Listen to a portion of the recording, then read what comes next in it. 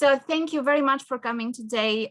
Again, we are very pleased to have you here. So today the session is about finance, finance and investments, accounting and finance, and economics. Also, we have one of our students ambassadors with us, Shami Makari, who studies finance and investment. And also we'll have two professors from the program who will going to tell you more about the program itself. And in the end of the session, we will have student services to tell a little bit more about what they're doing, what they do, and how do they support students.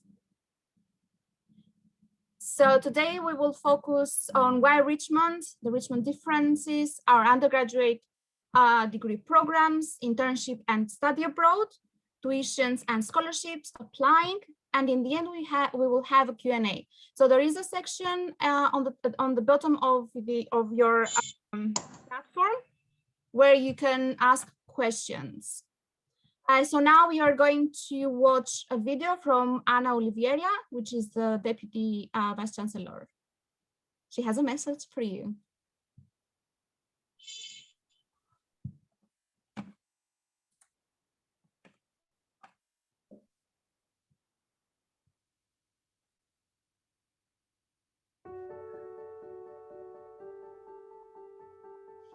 Hello, I'm delighted to welcome you to Richmond, the International American University in London.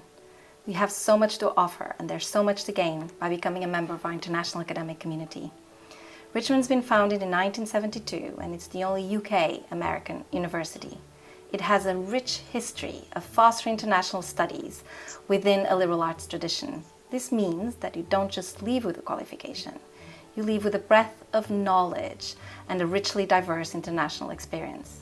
It is also the first and only UK university to award its students both a UK and US degree. We are also really proud that our graduates have a commitment to the well-being of others and society.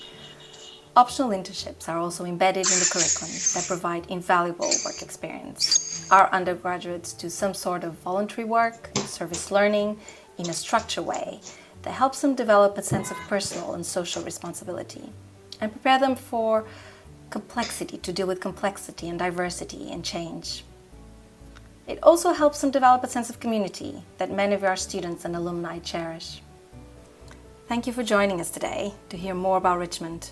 I look forward to seeing you in London, one of the most exciting cities in the world.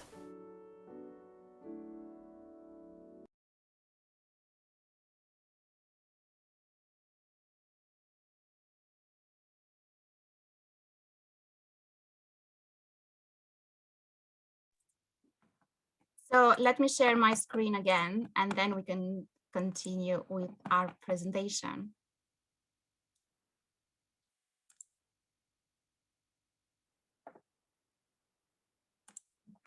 Right. So before we start with the presentation, I will start with a quick COVID update. We acknowledge that the current situation in higher education may concern you. We offer a blended options last fall with face-to-face online classes. This spring, all classes are online. We have worked hard to ensure the safety of our students by applying changes on campus, social distancing for our students and our staff. We have a significant advantage being a small university with, which have helped a lot in monitoring these changes. It is much easier compared to big universities. We also have done an internal survey and 90% of our students said they feel safe. We monitor the government guidance and we'll update you through application communication. And we are expecting to have face-to-face classes for summer and fall semester, of course, always following government guidance. And we very much looking forward to the face-to-face teaching in September. So moving on, Richmond is a unique university in the UK, which offers students US and UK degrees. We have a pioneering liberal arts framework. And what is extraordinary about this is the fact that students will have the choice to select their major and minor, and plenty of freedom to pursue an internship across the globe. The liberal arts framework enables students to become much of a global citizen and having a broadened set of skills, which will help them to grow as individuals through campus community, social engagement, internships, study abroad, and more. So Richmond, as my colleagues and our students would say, is a hidden gem in London. It is a university that develops students as individuals and as team members to face the changes that are happening in political, social, and cultural environment, but also the challenging and in their future careers, which are evolving through time. And all this is possible by giving them options and opportunities. As I mentioned, dual accreditation, UK and US degrees, which are widely recognized by employers. A London experience with campuses in Richmond and Kensington, but what is fascinating about Richmond is the small class sizes aspect, which gives students opportunity to cultivate bonds with lecturers and their peers. So students have collaborated in research fields or projects that lecturers participate or work on. Another key element of small class sizes is building students' confidence. Either you are an outgoing or shy, you have to engage in the classroom, which teaching is not just taking notes, but heavily engaging with lecturers and peers. And I'm sure that Parviz and Ivan will elaborate on this later in their section. So we all know that first year of degree can be daunting for students away from home, new environment, new people, full weeks of studies. We all have been there. So to make things run smoothly, we appoint a personal academic advisor to each student from the first day they arrive on campus. This academic advisor will help students with academic side of things, picking minors, choosing options for study abroad, or applying for internship. As a small university, we're proud to have a large, diverse international student body, which means that in a class of 25, 19, or 20, maybe from different countries. We offer generous scholarships, which are automatically awarded. These are merit-based scholarships that are available to all students. Once your place is confirmed, you will be informed the scholarship you are eligible, and this will be deducted from your tuition fees. We also have internships which are integrated in your program. They are credit-bearing, which means they are part of your program. I'm going to talk a little bit more about internships later. We offer accommodation to all our new students, and all our students will have a choice of studying abroad with one of our partners, which again, I'm going to talk a bit later. So what all this means to you in practical terms? Well, two degrees British and Americans. We have 93% graduate employment rate. That means that 93% of our graduates are in full-time education or in full-time graduate employment after 6 months of their leaving university. As Richmond graduate, you will become part of alumni. We have a large alumni network, around 15,000 alumni from 140 countries. This is a great resource for you to utilize, either for networking or employment opportunities. And we have a lot of alumni who have helped us with our internship program. So in liberal arts framework, you enter as we called undeclared, and you don't need to pick your major until the end of your first year. This gives flexibility to you to change the major. For example, you might take classes in psychology, but also classes in economics, and you find that economics is your passion and not psychology. So you can change your major from psychology to economics or any other majors. We have a great range of electives. Students typically study 10 classes a year. And within that, certainly, you might have 3, 4, or 5 will be electives. And we have 20 or 30 electives for you to choose. Also, you can choose a minor as field of study, which do not need to be related to your major. And this could be, for example, a major in business and a major in psychology or in advertising or in film, for example, which will complement your studies, but also it will give you many opportunities, job opportunities, since you'll have a wider skill set from someone who studied one particular program. We have great student body where students come from different parts of the world. And so some of the students, for example, US students will study the program in 4 years, and UK students will study the program in 3 or 3 years and a half according to their qualification. And so the duration of the programs, as I mentioned, is 3 to 4 years, where in UK universities 3 years. But as I said, you can be exempt for some modules, which I'm going to explain a bit later. And also the integrated, we have the integrated programs where it is part of your program, where in the UK universities, it's possible that you will do an internship. It doesn't mean that you are going to do. And as I said, that for us it's easier because we are a small university, so we can handle all the requests from the students. So all our students have to study what we call liberal arts curriculum, and this will be over the course of the first year.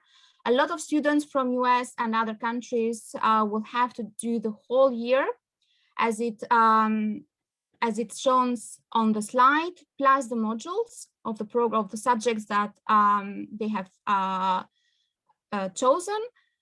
And where some students from UK or particular from European countries, if they have, for example, A-levels or IB or some other qualification, you can skip these classes as you have already done them in high school, which will lead you to your degree in 3 or 3 years and a half. We will guide you through the process, and we will inform you which classes will be removed from your first year. All students are treated in more personal levels. So we will look at your qualification, at the classes and the grades you got, and then we tailor your path. So everyone will have the skill set listed here by the end of the programs, and employers recognize the wide range of skills that our students develop that thanks to the structure of our multidisciplinary programs. Our graduates are attractive to employers because of their range of intellectual skills, their adaptability, their capacity to make a creative decision, and independence of mind. Liberal arts prepare students to be prepared for their future. So just, I know that everyone here is for economics, finance and investments, and accounting and finance. Just to give you an overall of the rest of the programs that we have in the university. So in the business programs, we have the 2 pathways, entrepreneurship and international business. We have the fashion management and marketing, which is a business program, but focused on fashion industry, marketing, economics, finance and investment, accounting and finance, and sports management, which is taught in Leeds in North England. And then in the communication, art and social sciences department, we have the American studies, art, history and visual culture. Communications department, we have 2 pathways, advertising and PR, media studies.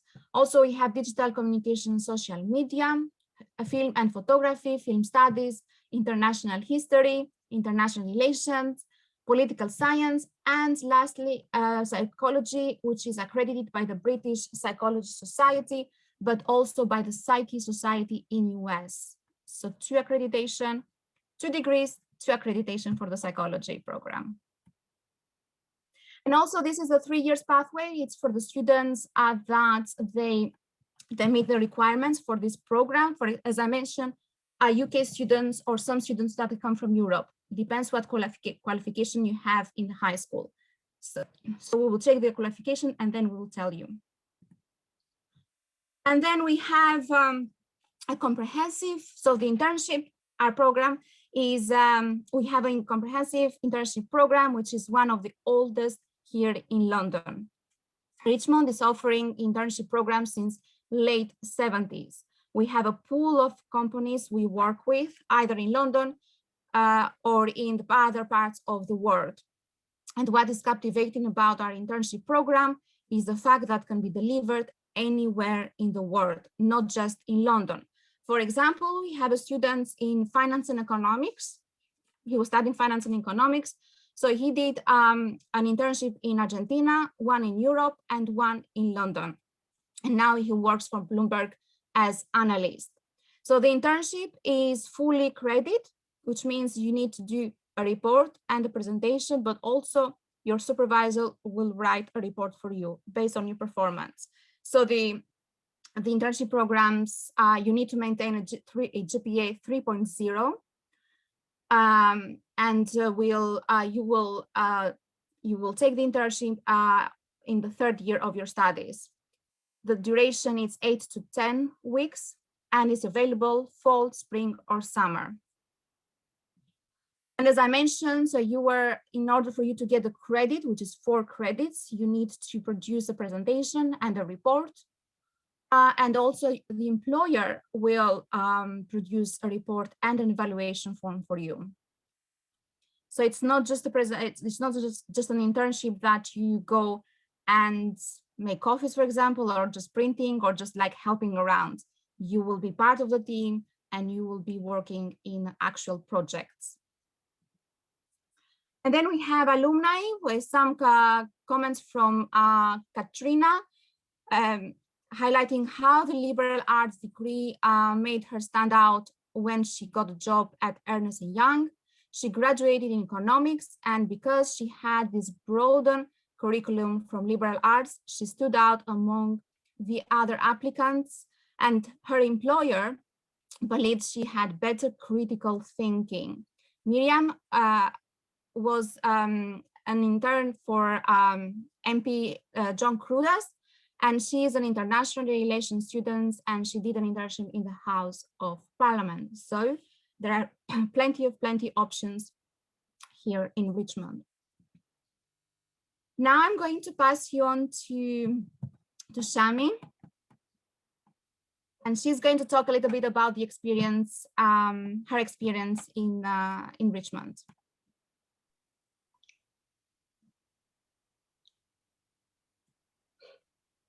Hi everyone. I don't know if you can see me, but hopefully you can hear me. I'm Shami, and I'm currently a sophomore at Richmond. My first year was last year in 2000, I guess maybe the year before now, in 2019. I majored in finance and investment. I was born in Africa, specifically Zimbabwe, but I moved over to the UK quite a few years ago. So I've been here for long enough to call England my home. I moved first of all for secondary school. So for most of you who would be international students, I totally sympathize and sort of see also the benefits of coming over abroad to stay, even though you'd be moving away from family. And a fun fact about me is that I am a huge fan of horse racing, which I find to be quite interesting, and not many people know that about me. So moving on to the next part. So why did I choose Richmond? So for me, although I've been in the UK for quite a long time, and there's so many good universities in the UK in itself, the US leads if you look at a lot of the sort of league tables in terms of education, and in terms of the the structure and the diverse way of learning. And as mentioned before, with the Richmond degree, you're getting a sort of liberal arts way of studying. And for me, that was very appealing to sort of be in the UK, but studying at an American institution, getting a 4-year degree, which means that I have a deeper depth and more understanding of my degree by the time that I've finished. And then to also graduate, being acknowledged that I did study in the UK, but I'm also coming into it with a US degree, which puts me, I think, at a more advantageous position when I'm coming to apply for jobs, whether it's in the UK or abroad. And also just in terms of giving me that edge as well against other students that may just have either a UK degree or just a US degree. Studying abroad was also one of the biggest factors that attracted me to Richmond. And I think it's probably one of the things that made me make my final decision. And if it wasn't for the current pandemic, I would have most likely gone abroad to Asia, either the fall or this current spring of this year that I'd planned to go. And I was hoping actually to spend an equivalent of an entire year abroad studying. We have institutions that we partner with in Asia, particularly China. I was hoping to go to South Korea. I was hoping to go to, and most recently, I think we've just added Japan, the university in Japan, which I think is just super interesting because Japan is one of the countries I'm itching to go to at some point, whether for an internship or for just living and working after my university degree. So we'll see with that. Another thing was learning additional languages at no extra cost. So currently we have South Korean, which is free for Richmond students. And there's sort of a program that started, and then there's one also that's running all throughout summer. We have Chinese, which is Pinyin Mandarin, which is sort of a traditional dialect in China, which I'm currently doing as well. And that's an option as a minor. And I'm hoping to take that with my finance and investment degree and add that as a minor onto it. And I think just having an extra language, particularly at university level, also gives me that edge that I really want and need on a CV, which is also one of the other reasons to why I chose Richmond, the ability to have minors, which is more of an American setting rather than a British one, because I think with most British universities, you can add an and to it, but not necessarily more than 2 or 3 minors to go with it. And then high contact class hours. I really love the fact that a Richmond degree reminds me so much of being in school, where you have a lot of class contact with your teachers rather than having sort of 2 or 3 hours with lectures and seminars, and then you have sort of the rest of the week to yourself. And I find having that class contact with teachers helps me as a student in terms of being structured with the work that I'm learning, helps me to learn more, and also helps me in terms of the relationships that I can build with my professors, because they know me, I know them, and they can help me a lot more.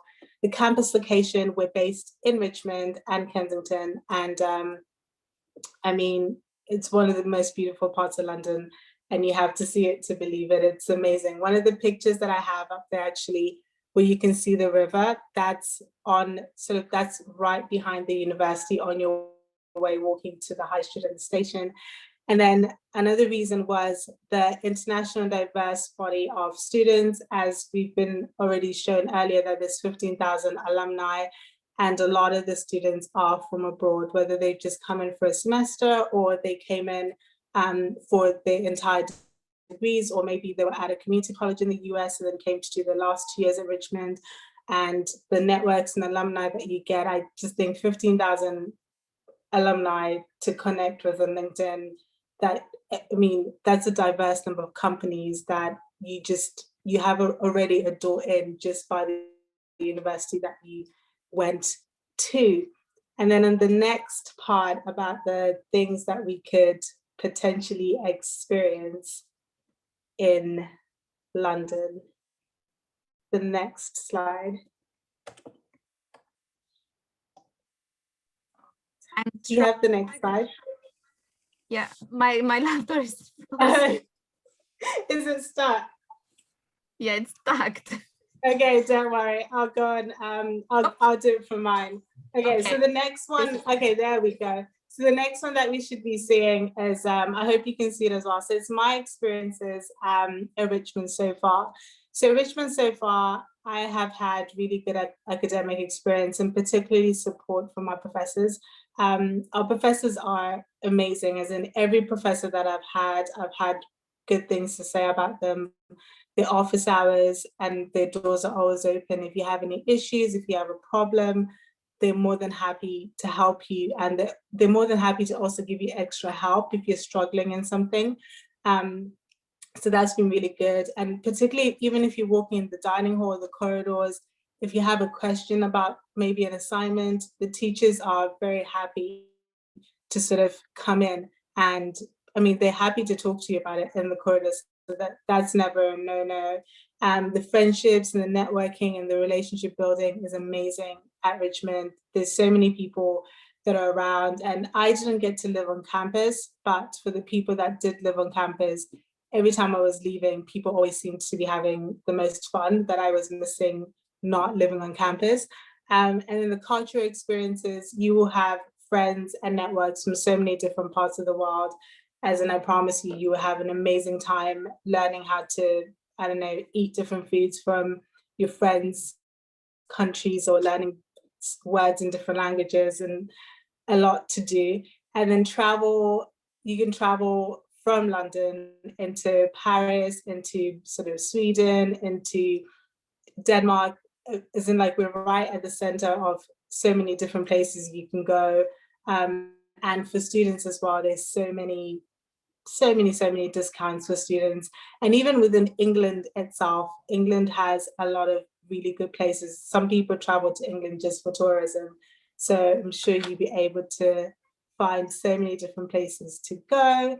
And then finally, for me, my future plans are sort of internships abroad, particularly because I've been in the UK for such a long time. But for international students coming in, staying in London over the summer to do an internship, I think particularly if you're studying finance, is very advisable, because it then gives you that edge again on your CV. So whether you choose to intern in London or you choose to intern in the US, interning abroad just gives you, maybe if, for example, there are two CVs and you and the other person have exactly the same qualifications down to your GPA, but it could be that last edge if you did an internship in London or you did an internship in Paris, that just gives you that different edge that they were looking for.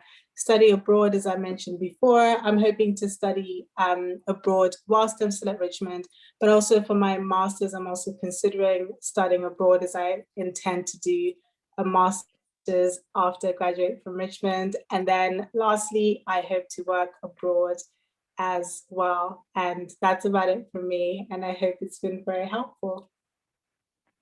Thank you very much, Shami. Shami is going to be, she's going to stay with us. So if you have any, please write them down in the chat option. Perfect. Thank you.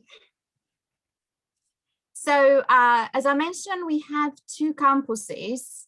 So one campus is in Richmond, where is the home for all undergraduate programs and students. And Kensington is the campus for master's degree students. So Richmond is a very beautiful area, very, I would say that is very safe area, very rich area as well. So there is the Richmond the Richmond Park, where you can see the Queen's deer. The students go there for fitness activities, for example, or just like walking after long hours of studying, where Kensington is more urban area. And then close to that is the Kensington Gardens, where the Prince Williams and Kate lives. So imagine how safe is that campus as well. So just to give you an overview where Richmond is and where Kensington is compared to to all London. So Richmond here is, so there are two lines to reach Richmond. One is the tube, the green one, and the fast train, which I used to take the fast train to go to Richmond, and it would take me 15 to 20 minutes maximum to reach Richmond. And then Kensington is quite close to the Buckingham Palace, which is like 10 minutes by bus, and 7 minutes is by tube. So it's very, very central. Both campuses are quite central. And of course, as I mentioned, we have the Richmond Park, which is a beautiful, beautiful, beautiful park to be. And I think it's the largest, if I'm not wrong, I think it's the largest park in Europe. So my favorite city, and what to say about this glorious city. So I'll start with a fact. Did you know that there are over 8.4 million trees, 300 gardens, 300,000 gardens, and hectares of green space, which makes London pretty much the United Nations definition of a national park. London is one of the most multicultural cities on the planet. Over the last 7 years, London has become the bubble of the modern world. The city is home to more than 270 nationalities and 300 languages. It is the best place to be as an international student. It is consistently voted the world's best city to live and study. There are so amazing things to see and do outside of the classroom. So no matter what you're studying, there is international relations, for example, politics, arts, film, business. There are talks, events, companies to visit, exhibitions, galleries, museums, restaurants, cafes, etc. and many, many more. All these experiences will complement the learning in the classroom. As we say to our students, London is not just a city, it is a classroom itself. So as I mentioned in the beginning, study abroad, so this is the partnership exchange program. Richmond students go to study at their to other universities across the world. So you are eligible in your second and third year, and you have to have a minimum of GPA 3.0. But what is great about our study abroad is that you do pay Richmond fees for universities in US, which is great because the fees, as all we know in US, they are quite high.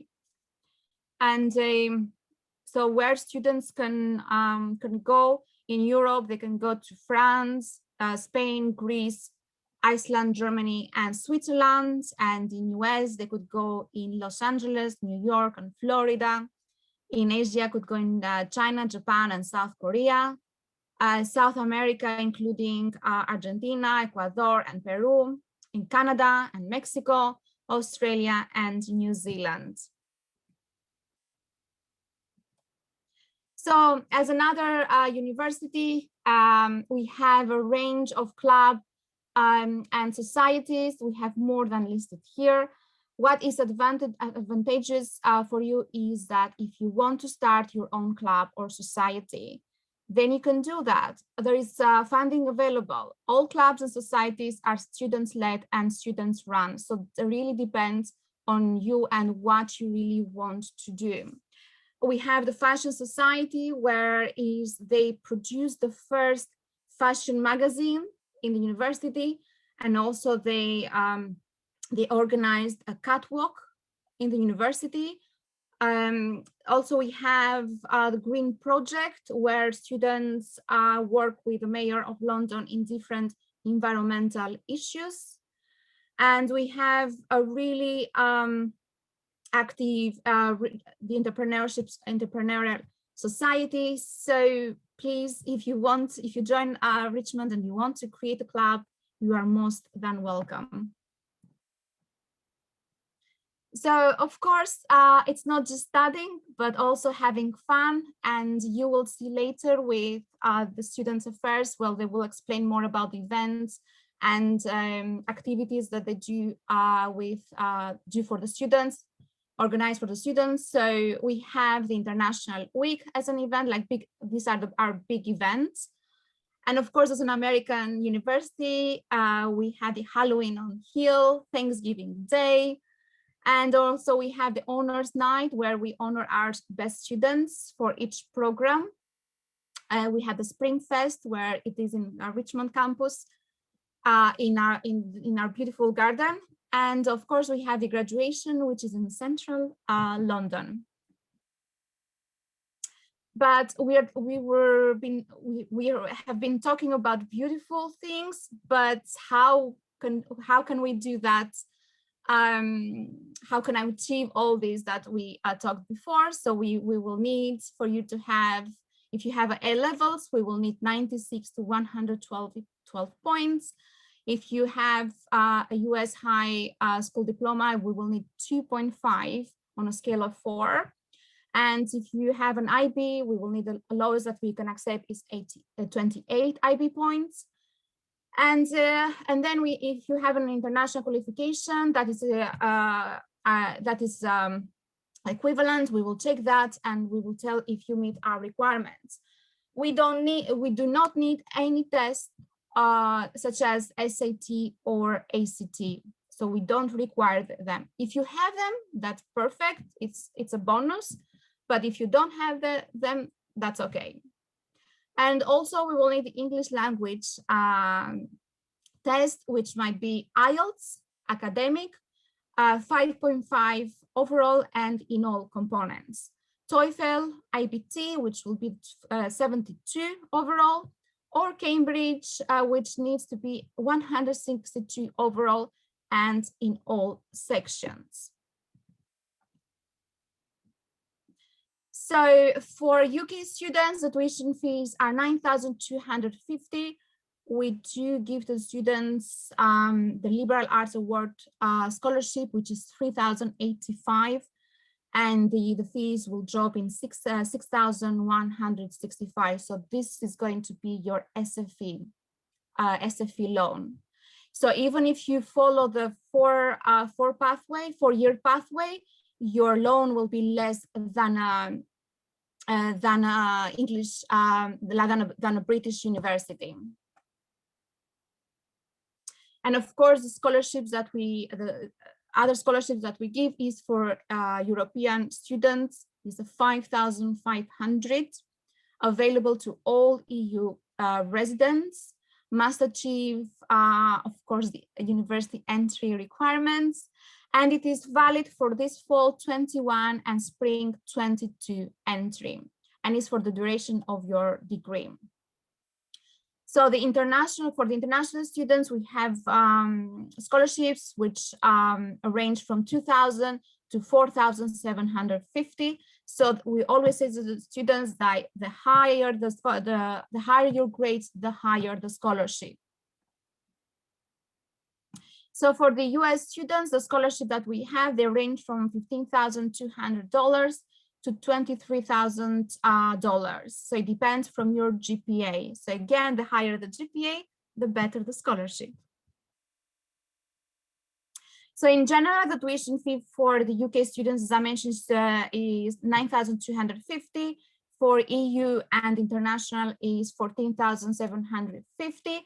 And for the US students is 38,000. And for the programs that I mentioned in Leeds, which was international sports management, the program for UK students is 23,000, which includes tuition, accommodation, and academy fee. And for EU and international students and US students is £26,000. But as I mentioned, we give a lot of scholarships. So of course, if your grades are great, then the scholarship will be really great. And how to apply? You can apply from our website. So we have an online application form, or from UCAS or from Commonwealth. So we will need a personal statement where we can talk about yourself, about the program that you are interested, and how this program will help you to achieve your future aspirations. A reference from one of your teachers or counselors, and a copy of your high school certificate, a photocopy of your passport, IELTS, which is or any other English language test that I mentioned. And one last thing about the scholarships is that the scholarships are automatically awarded. So as soon as we get your grades, we see how you have done it in your high school, and then we award the scholarship. And we inform you which scholarships you got, in which category you belong. So this is for me. Thank you so much for joining us. Now, please, if you have any questions, do let us know. If you write it down to the chat, if you have any question for Shami, for example, or you have any question for admissions or any other questions.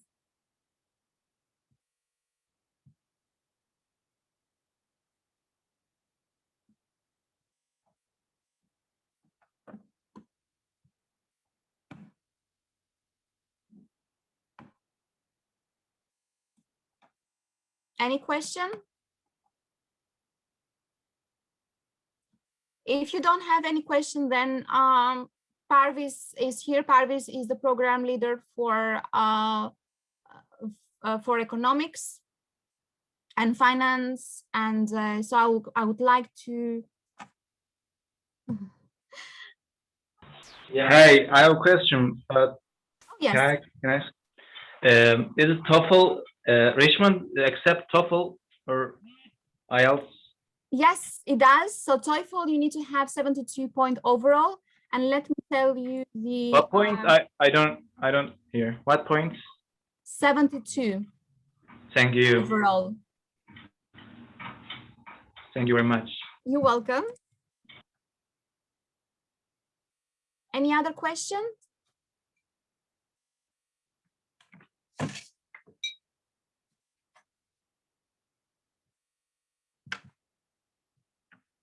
Okay, I think Parviz, we don't have questions at the moment, but probably we're going to have in the future. So if you would like to start. Okay, thank you, Eliana. Hello, everyone. I was introduced just a moment ago, but I'll mention my name again, Parviz Dabir-Alai. I've been working at Richmond for a very long time. I'm an economist by training, and I'm a professor of economics at the university.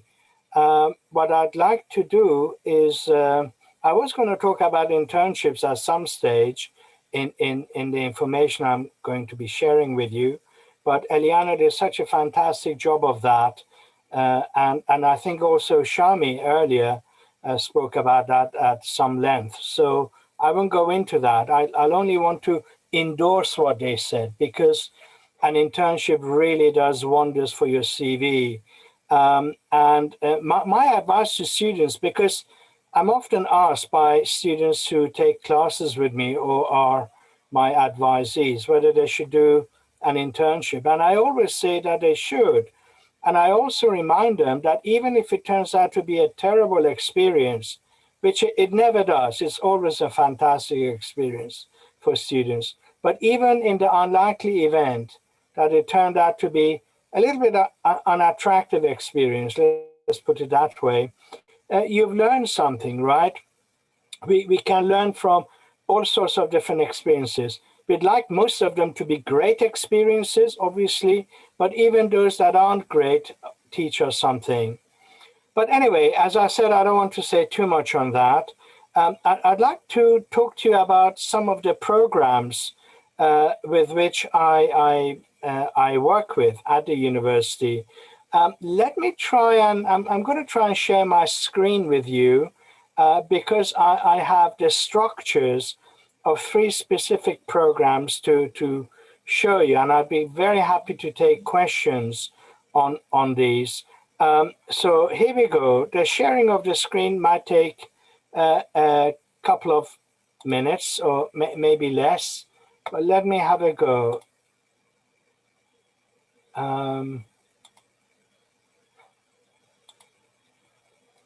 Does that work?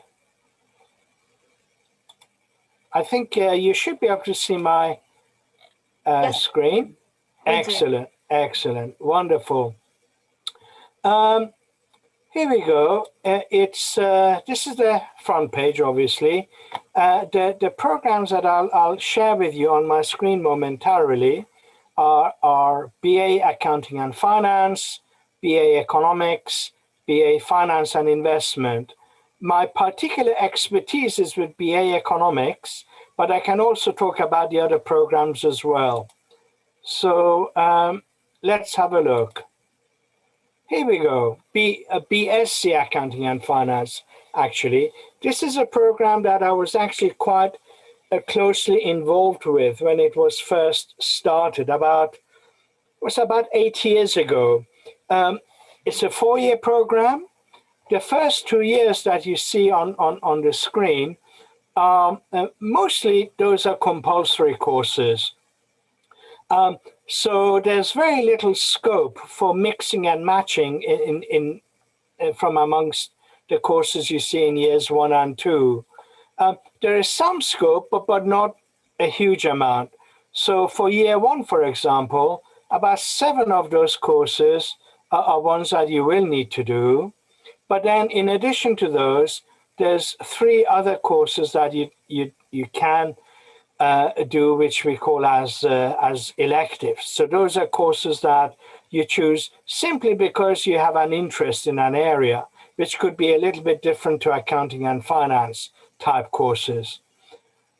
Year 1 should take you 2 semesters, but I'm aware that some of you will arrive with transfer credits. For example, if you have an A-level or a baccalaureate or some equivalent qualification at high school, you may be able to skip some of these classes and have a slightly more accelerated program.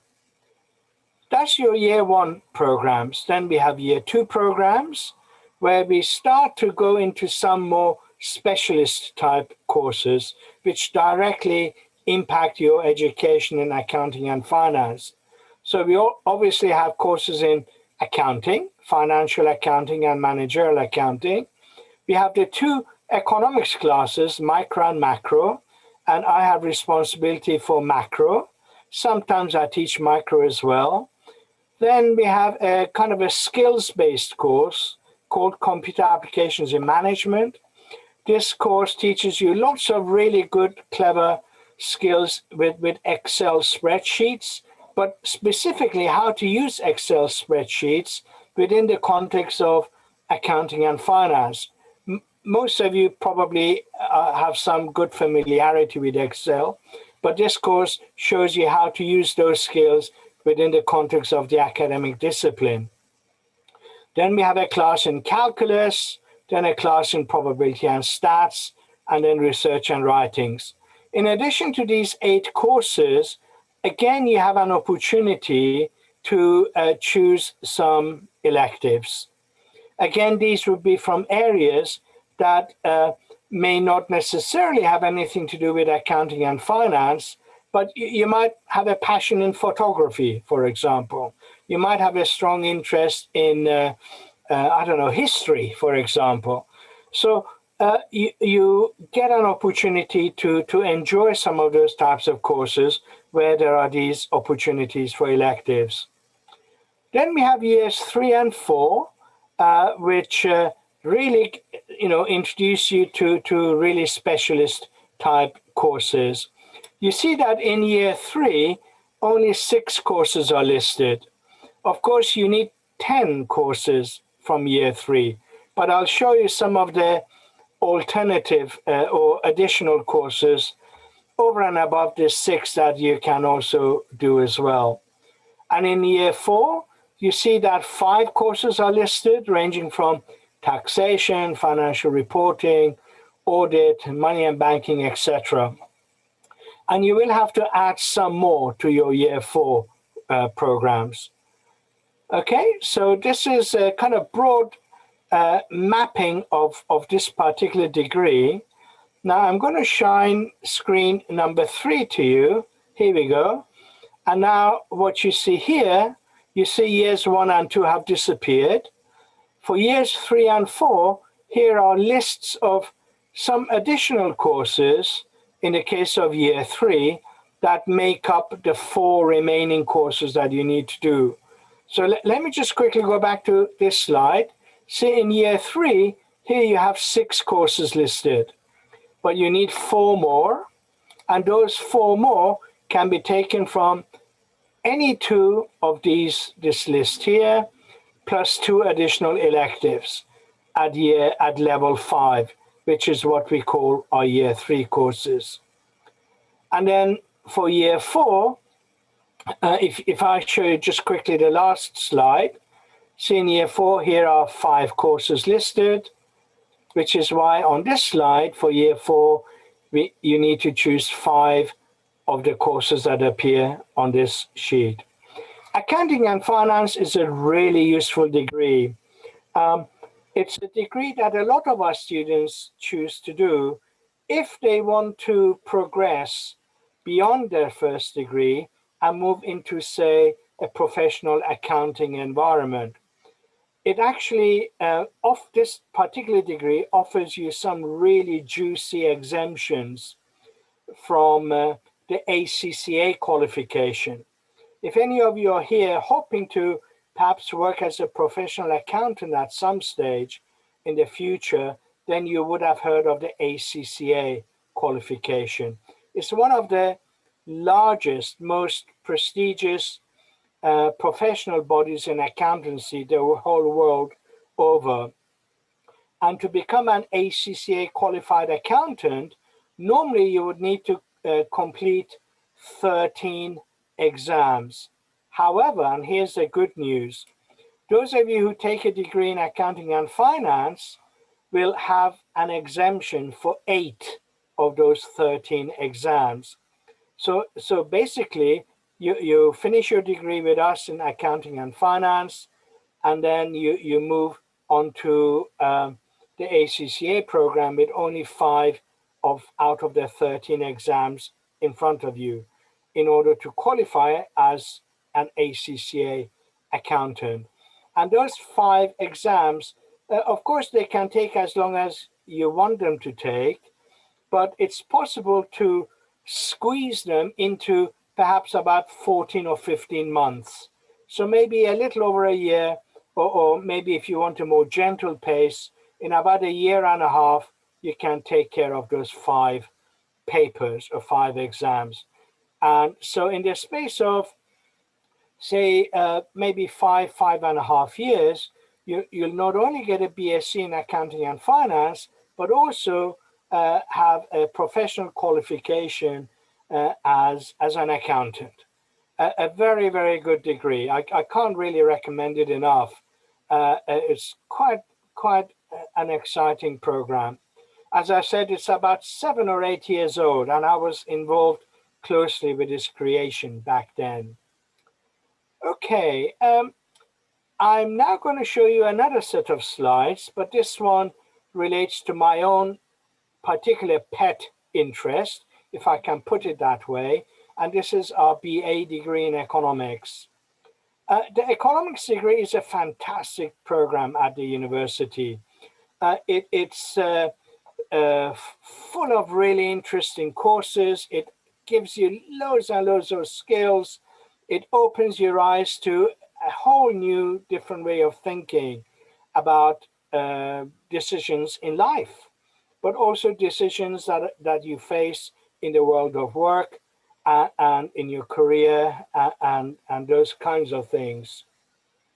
The economics degree, if you take it across the full spectrum of the program, will be 4 years in length. And again, what you see on this particular slide is an approximate spread of the courses that you would need to be doing on this degree. The first year, which again, you can have some exemptions for some of these courses, some of these modules, if you have some A-levels or IB qualifications. But if you don't, then all of the year one courses you would need to do, made up of 7 compulsory courses. Some of these are combined studies or liberal arts type courses, plus 3 electives, yeah, from any area that you choose. So year one is fairly straightforward. And if you travel at a normal speed, year one should take, guess what? 1 year. Then we have year two, which comprises of 8 compulsory courses plus 2 electives.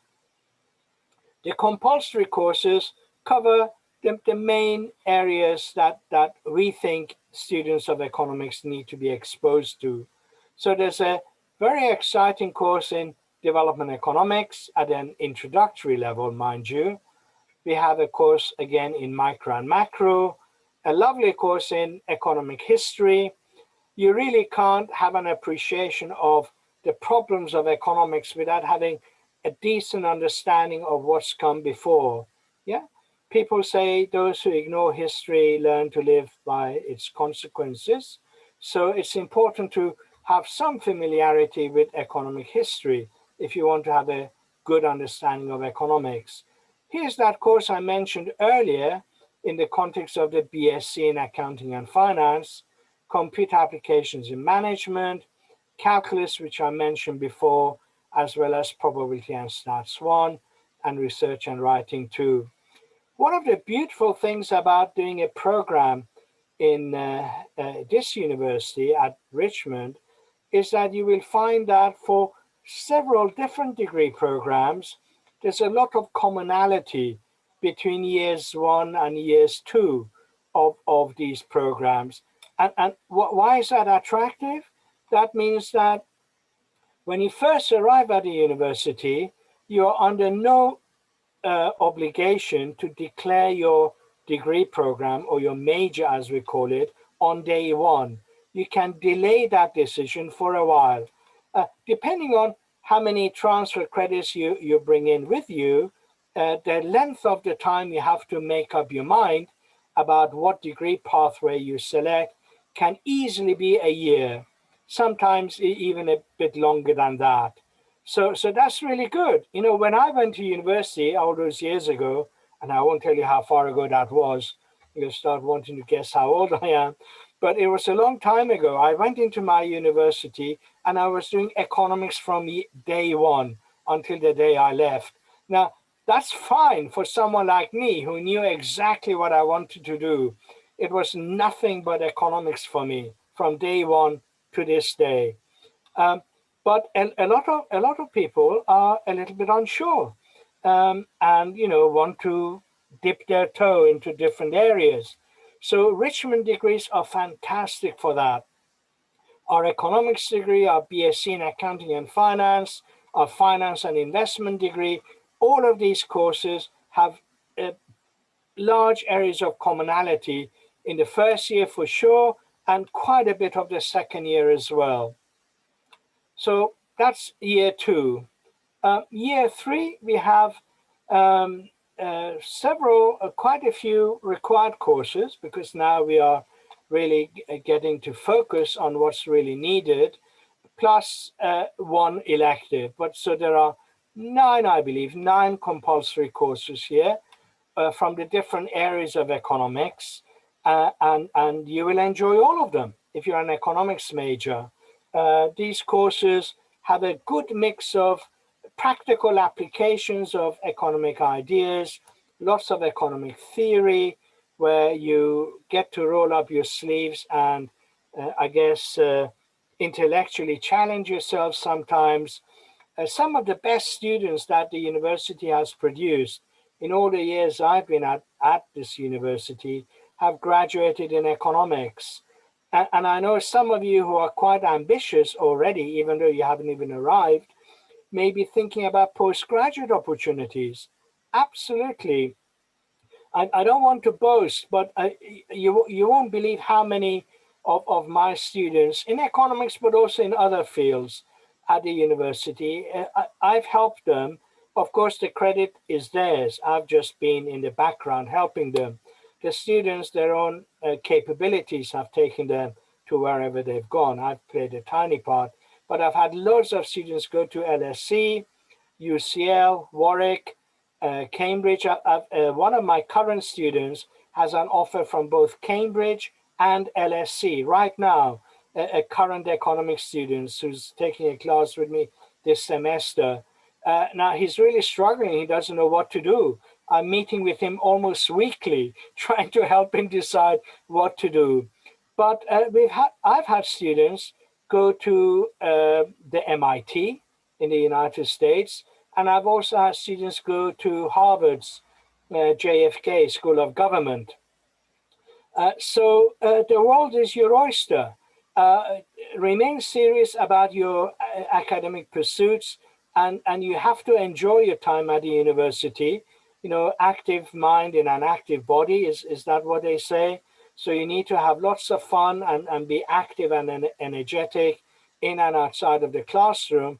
And you know, I think then you won't look back. In year 4, we have these 5 compulsory courses in the economics program, which you will have to take. The senior project acts as 2 courses, so it carries 6 US credits. So even though 5 courses are listed, in reality, they represent 6 courses here, which is why on the next slide that I'm going to show you, it says in year 4 plus 4 of the following. Yeah, plus 4 of the following. Because on the previous slide, there were in effect 6 modules or courses listed. So in year 3, we have just one of these courses you would need to select. That's because there were 9 compulsory courses in year 3. But in year 4, there are only 6 compulsory courses. But you have then an opportunity to take 4 of some of these really exciting courses. But of course, if you choose to do an internship in economics, either a world internship, as Eliana was mentioning earlier, you know, and I think Shamiosi did as well, you could take an internship in some exciting parts of the world, or you could do so in London or in the UK. If you do either one of these 2 internship programs, the amount of credits that you'll earn will count for 2 courses, which means that you will then have to do 2 of these courses that are listed here that aren't in bold lettering. A very exciting program. What do economists do other than teach, as I do? Well, economists advise governments, they work as consultants, they work in banks, they work in investment houses, they become presidents of countries. There are so many presidents of countries in different parts of the world who trained as economists. Colombia, why am I thinking about Colombia? I was attending a seminar a couple of weeks ago where President Calderon was also attending, and he was president of Colombia until 2018. A fine economist as well, but he's just one name. There are many others. Okay, so let me move on to the final program that I'd just like to discuss with you. This too is a fantastic program, Finance and Investment. As you see, you will see that a lot of the course names that appear both in year 1 and year 2 are identical virtually, or very close to being identical to what I've shown you on the other degree programs. Certainly in year 1, they are exactly identical. So that means that those of you who come to the university without any credits from outside will have at least the entirety of year 1 to decide what you want your major or your degree program to be in. And then in year 2, we have again introduction to micro and macro, which was common to the Bsc in Accounting and Finance and in economics. You also have financial accounting and managerial accounting, which was also appears in the Bsc program in Accounting and Finance, and these other courses down here, computer applications, calculus. So there's a huge amount of overlap between courses in year 1 and year 2 on this program, Finance and Investment, and on the two previous programs I mentioned to you, where the courses, where the programs start to move apart happens in years 3 and in year 4. So in year 3, we have these exciting courses. There's 7 of them, as you see: Fundamental Analysis, Econometrics 1, Corporate Finance, Principles of Investment, Research Methods, etc., etc. 7 of them, which means that by the time I show you the next slide, in year 3, the advice will be choose 3 of the following. Yeah, so that comes soon. In year 4, again, you see 5 courses are listed, but the 5th one says Senior Project in Business. This course carries 6 credits, 6 academic credits. So it in effect counts for 2 courses. So again, if you see 5, which you will do, in effect, there are 6 courses here. So now let me show you the last slide I've got. And you see in year 4, it says plus 4 of the following. Again, we've got a number of taught courses listed here, some really good courses here: Wealth Management, Derivatives, Econometrics 2, Behavioral Economics, plus the opportunity for these internships, which carries 6 credits. Yeah. So if you choose to do one of the internship courses, you will then end up having to do 2 of these 6 courses that are listed here, taught courses. In year 3, there are 2 courses that you need to select from these 4, plus an elective. So lots of really, really good courses. And my advice to you, if any of these programs interest you, is to come with an open mind. Don't join the university set in your mind in terms of, I want to do a degree in finance and accounting. Keep an open mind to begin with, because that gives you the greatest amount of flexibility. You may enjoy a course in another area from the programs we offer. So you want to give yourself enough flexibility to do a little bit of chopping and changing. University is a fantastic experience. You get to make some really good friendships here. Some of them will be lifelong friendships. You'll enjoy those friendships. You'll get to learn about yourself a lot. You'll get to learn about other people. You'll get to enjoy forming friendships and good professional relationships with your tutors, with your professors. You will learn from them, but they will also learn from you. So be open to new ideas. Don't be shy to ask questions in classrooms.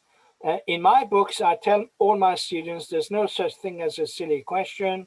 All questions are important, and you will find that all of your professors will show you the utmost amount of respect and courtesy at all times. The programs, we've thought very carefully about the content of these programs. Within our academic unit, we colleagues meet regularly to talk about the programs that we currently have, how we can tweak them, how we can make them better, what do we need to add, what do we need to take away in order to become even more current, in order to respond to maybe world events. 12 years ago, we had a financial crisis. Although that was an awful event, obviously, but it actually played quite an important part in the university reshaping some of the programs that it had at that time. And we have the pandemic currently, which we're all having to face and deal with. Again, the university is responding in terms of its delivery when these kinds of issues come to us. So I'm very happy to respond to any very specific questions I'd like to stop my screen share shortly, but I'm just holding back from doing that in case you have or anyone has a question very specific to the screen share. So I'll keep the screen share going for just another maybe minute or so in case anyone has a question in relation to these programs. But if you have more kind of general questions, then I'll do my best to help with those as well. So does anyone have a question about the structure of these degree programs or anything about these programs? Hi, Professor. Hello. Can I ask? I'm really into economics and finance and investment, but I can choose of this two study parts. Okay. Well, you're in a good place if you can't decide. I have one suggestion to make to you. Choose one of them and then take the other one as a minor. I didn't mention minors, but at the university it's possible in some areas to combine your first degree, which say economics, but then in parallel to this degree to also sign up for a minor. So you graduate after 3-4 years with a first degree in say economics and with say a minor in finance and accounting, or you could do it in reverse, depending on your interests.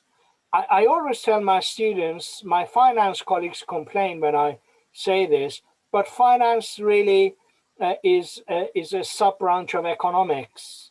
Economics has been around for a lot longer. It's a more mature area of academic inquiry. The finance is relatively new. Finance has been around for probably about 45-50 years at most. Economics quite a bit longer than that. So the reason I mention that is that the economics discipline is more overarching. It covers more, it has greater depth. But anyway, that's me talking to you as an economist. You need to make up your own mind. But at Richmond, you have that opportunity. You can spend certainly the first year thinking about what program you'd like to do. And you can talk to other students, you can talk to professors, you can talk to me, but you know what I'll say, and talk to everyone else. But also, Parviz, Hello. also students can do a double major. I know that it's quite rare doing double major. Yes. There is a lot of work. It is possible.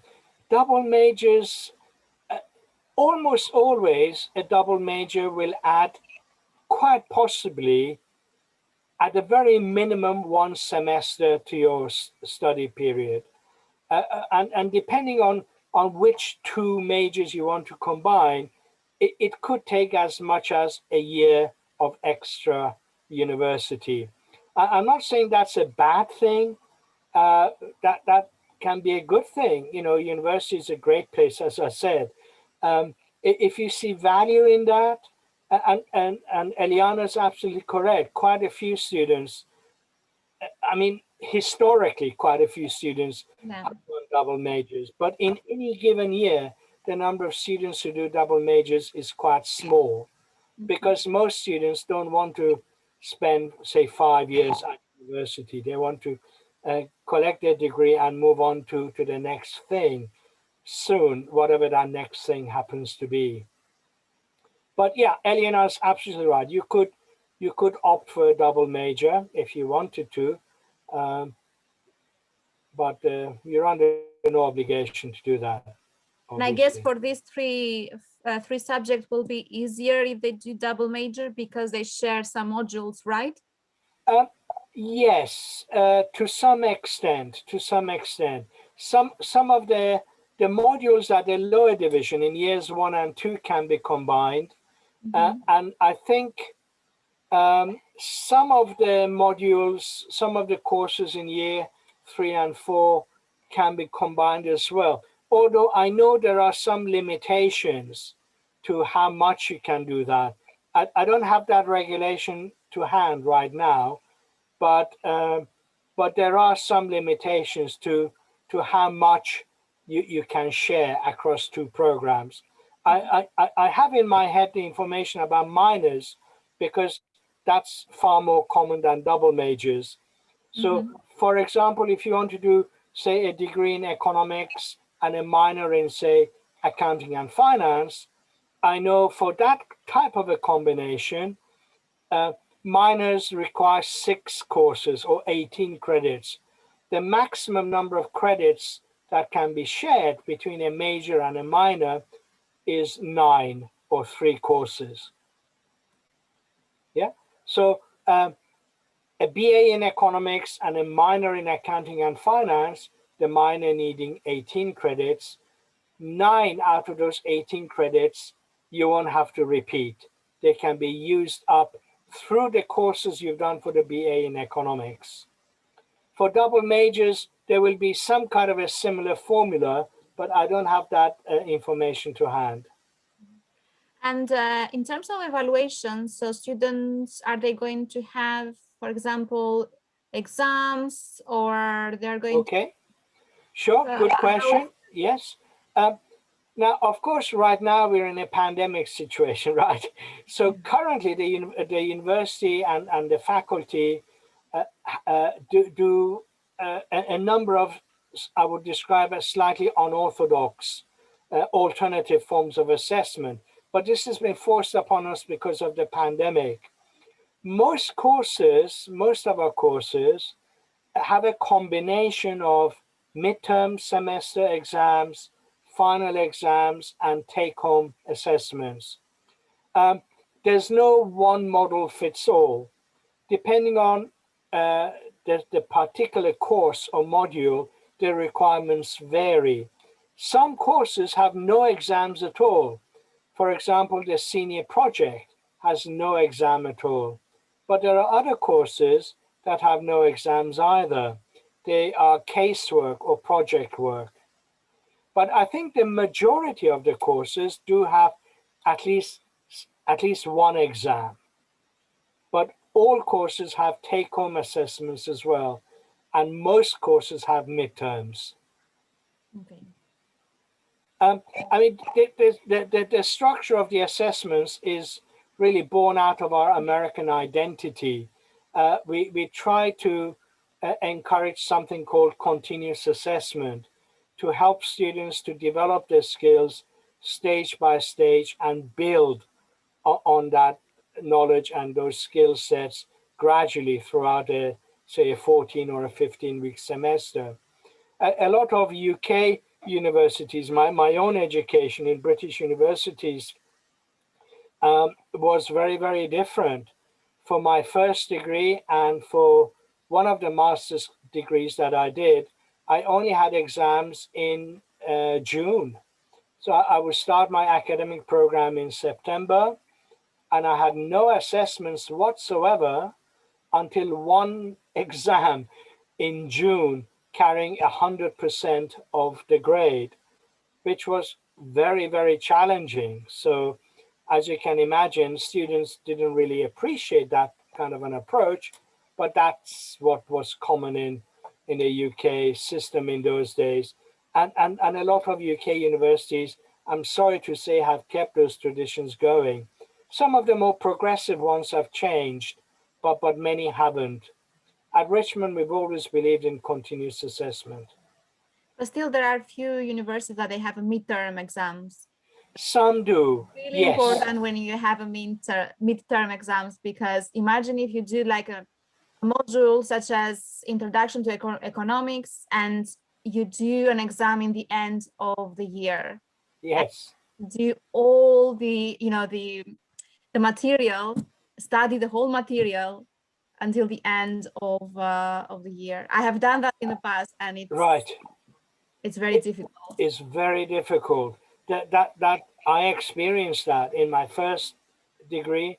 I've done 2 master's degrees. One of them was like that as well.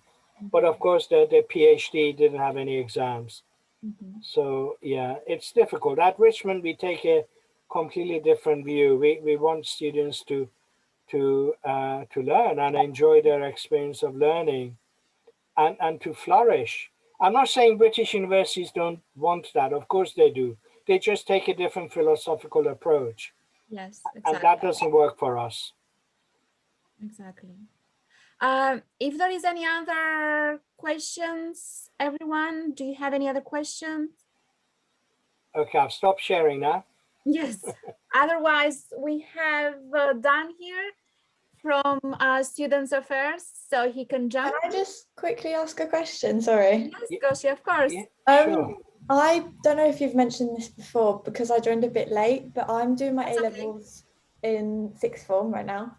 And I didn't take maths as an A-level, but I'm studying finance. So can I still apply for the finance accounting course without maths? Absolutely, yes. We don't specify the A-levels that our incoming students need to have in order to join any of our programs. So whether it's finance and accounting, finance and investment, or economics, you can come with whatever A-levels you obtain, and we will welcome you.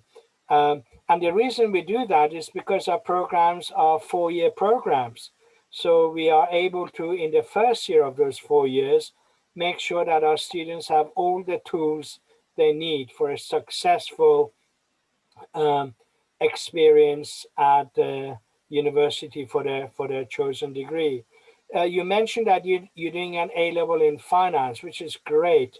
So if you get a good grade for that, it doesn't necessarily have to be an A star or an A, but I think a B would be fine. You should be able to get some advanced credits for that. So for that degree program, I don't know if you remember, I've stopped sharing the screen now, but there were 2 courses. One was financial accounting and the other one was managerial accounting. I think with your finance A-level, you should be able to get credits for at least one of those 2 courses, if not both. Yeah, so, and then the other, if you're doing any other A-levels, you may very well get some advanced credits for those as well. Is that okay, Gosia? Yeah, thank you. Well, I study psychology and criminology. Do the credits for that go into this as well? I don't know how that works.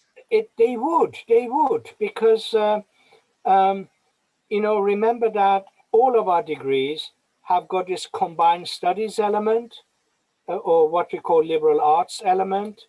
So say an A-level in psychology will hit that at least one of the requirements we have, at least, yes, it would. It most definitely would, Kosia.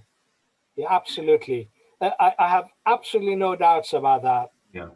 Okay, So, thank you. Yeah, so goes through as part of the liberal arts core curriculum. We have a class on what we call scientific reasoning, for example, and I'm sure that your psychology A-level would give you some advanced credits so you could, you wouldn't have to take this class at Richmond.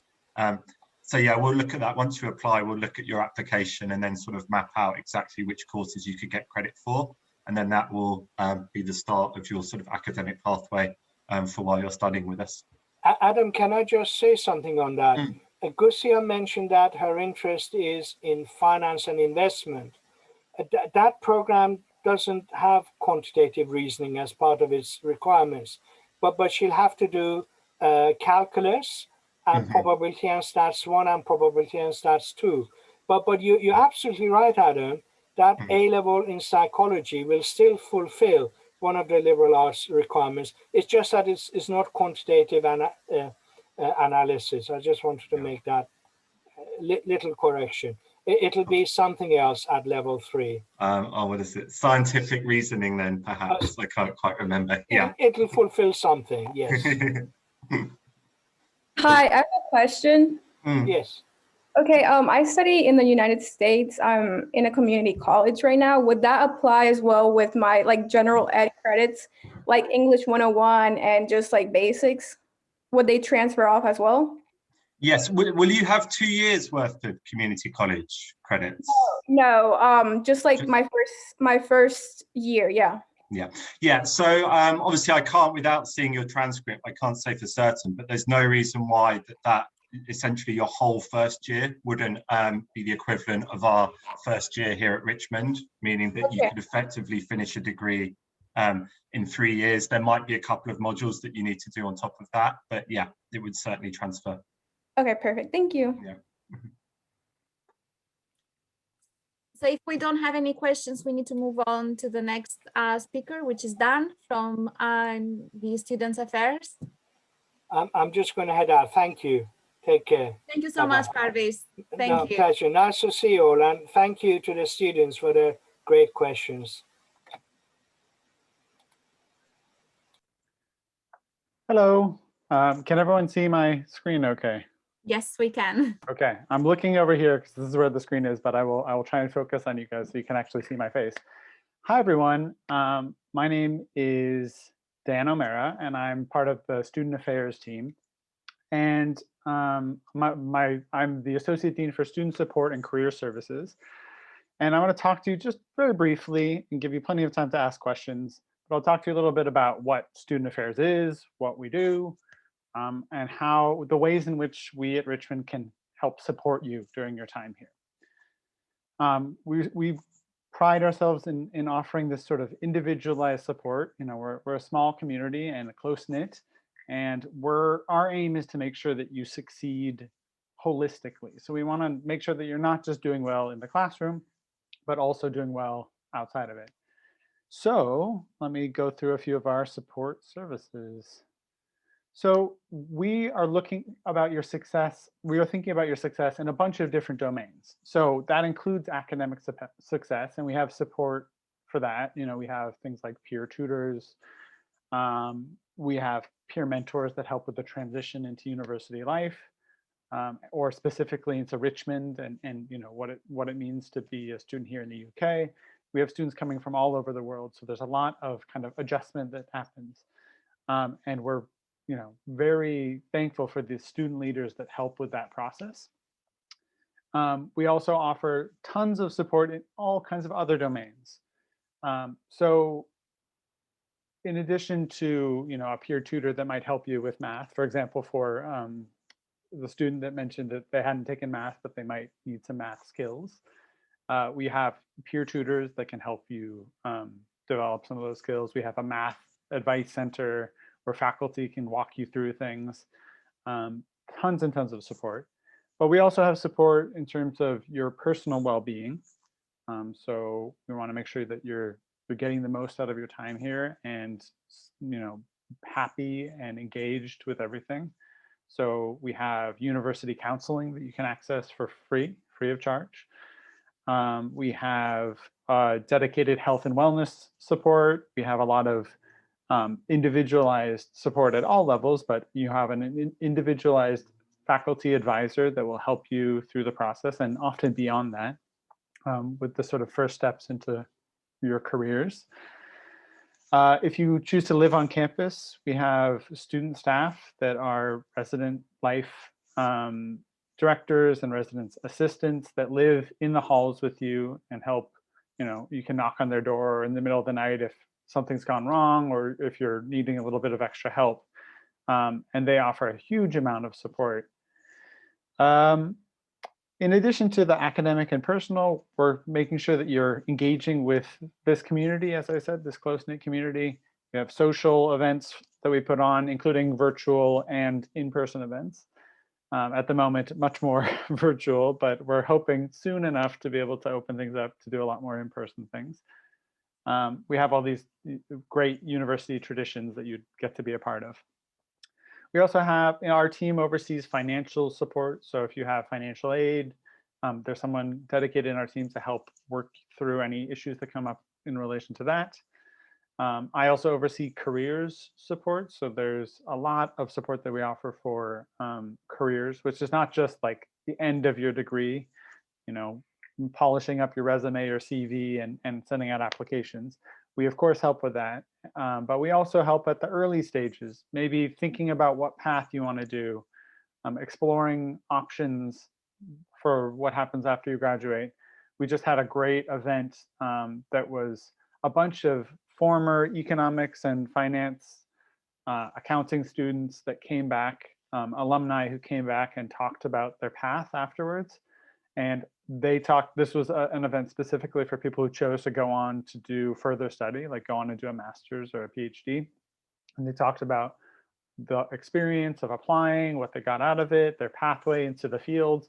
And it was really, really valuable. And we do those sorts of events on a week-to-week basis, bringing in some really exciting alumni from all across the globe. So people who are doing incredible things in government or in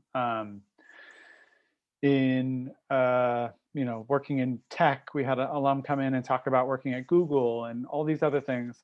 It's really, really exciting and a great thing to get exposure to while you're studying, because it gives you an immediate sense of how you would take the things that you're learning in the classroom and start to present them to the outside world and make use of those skills.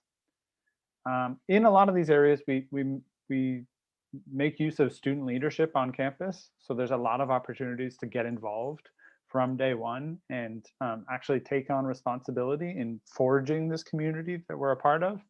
So that is a great opportunity. We have students that are leading clubs. We have students that are, as I said, tutoring or mentoring other students.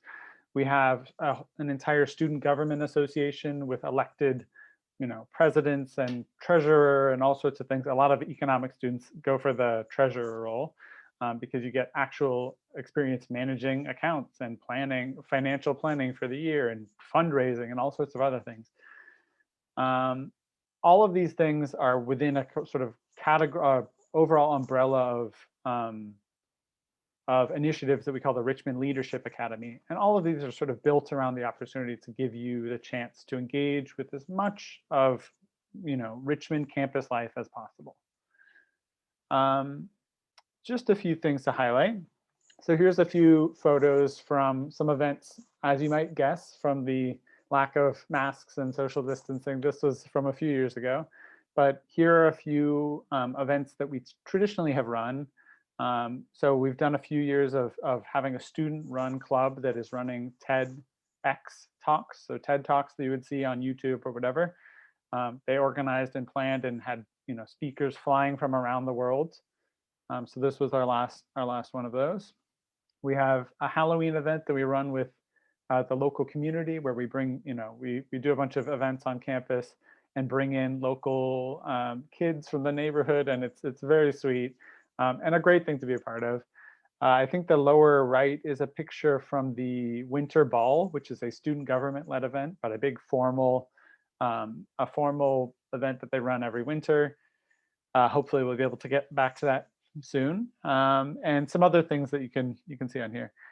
In addition, this year we've done quite a lot of other things.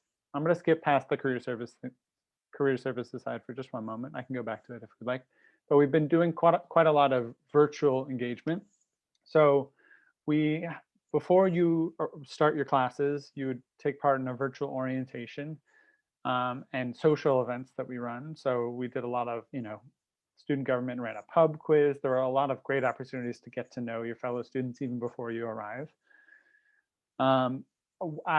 As you enroll, you would be paired up with a peer mentor who would, in a small group, where you'd get a chance to, talk with a few of your peers, get to know a few people again, ask questions. Often it's a bit easier in these settings. Asking a question to staff might feel a little bit overwhelming, although we're very approachable.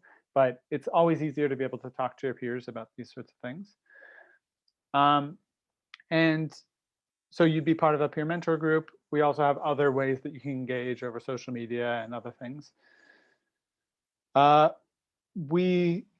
things that we did virtually this year, I went ahead and linked everyone up with a WhatsApp group for your class. So every individual module that you take, every class that you're in, you would be able to join in with a WhatsApp group and connect with other students and talk with them. The professors are not in these groups. It's just a chance to chat with others and get to know each other. And that's been really, really successful.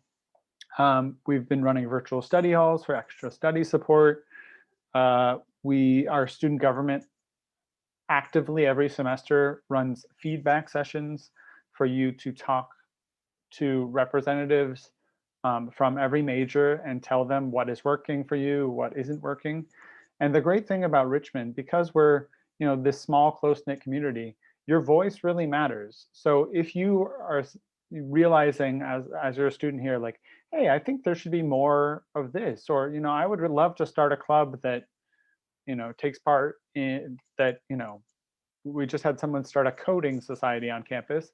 They just decided we want to do this, and the university is really open to that. We're flexible, and we want to make sure that we're adapting to your needs. So that is one great resource that you have.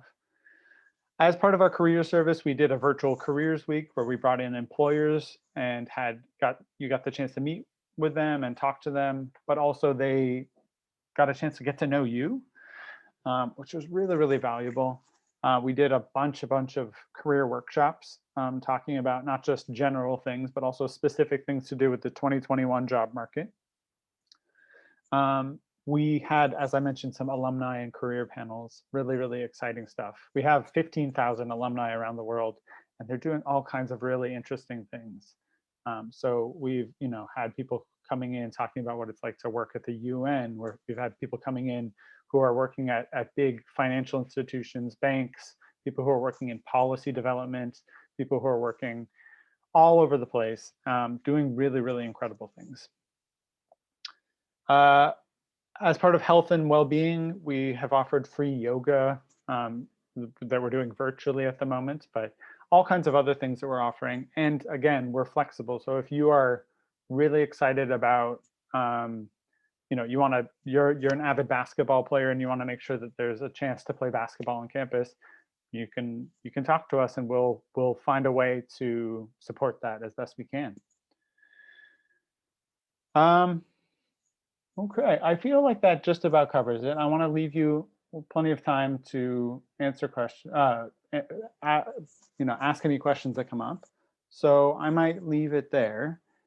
If you want to get to know a bit more about what the university does, you can always follow us on social media. Our student affairs account shows quite a lot of the kind of day-to-day student life, some of the concerns of the university, some of the things that the students are thinking about. And we repost things from students that are talking about life at Richmond. So it does give you a real sense of what it's like day to day. So I do encourage you to give it a look. And other than that, I'll just open things up for any questions. Thank you so much, Dan, for the today presentation.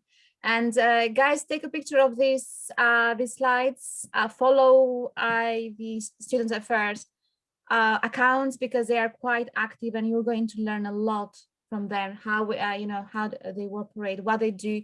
Because as I mentioned during my presentation, it's not just about studying, but also having a lot of fun and doing a lot of activities, either with your peers or with with all the students in university. So there are so many things that we do. Although, and I'm really fascinated when I joined Richmond because it is a small university, but there are the department, they do so many activities for such a small university. Yeah, I think I just totaled it up, and we had something like 75 activities this semester, which when you think about that, it's 14 weeks or something like that. So we were having, many events. And this is just the sort of big high profile ones. There's also things going on, residence life events, all sorts of things. Guest talks where they bring in speakers, guest lecturers. It's really, really incredible.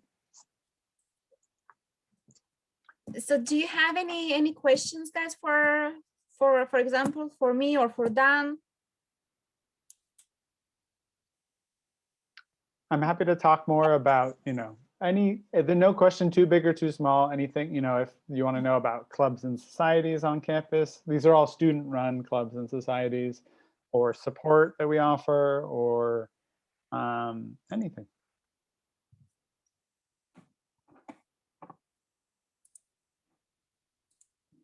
If you have any questions. Oh, so we have a question. How does virtual yoga work? How does virtual yoga work? Yes. Yes. So it's, you can always, of course, watch a yoga thing on YouTube, but what we found was that students were really, what they missed the most was the kind of active community of like going in and meeting with other students and so forth. So we've done yoga over Zoom actually, and it's been really successful. So it's other Richmond students and then a trained yoga instructor who's walking through it. And this year they've also added in an extra bit of like meditation as well, which I think has been really beneficial, because I know that, just speaking personally, like being in these sort of lockdowns and everything else is a challenging thing, and anything you can do to build in a bit of that, time that you set aside for yourself helps. I think more so than ever when you're a student and going through, all of this stuff and taking classes and so forth. So it's been working really well, and we're gonna, I think, keep that going. Yeah. I mean, dance department has done an amazing work in terms of well-being of the students for this year, because 2020, it was really, really hard for everyone, and especially for students too. So yeah, absolutely. I mean, we generally day to day, we meet with students one-on-one, we talk with people, we text with people. Whatever works for you, we want to be there and supportive, and we don't want you to get lost. We're here, we want to get to know you and get to know the ways that we can help you best. So we really find whatever works best for you, we'll try and adapt to.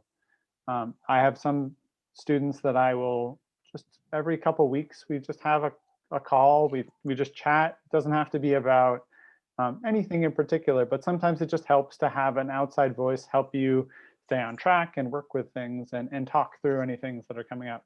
And this is, of course, in addition to, we have counselors and like people who are trained psychologists that can help.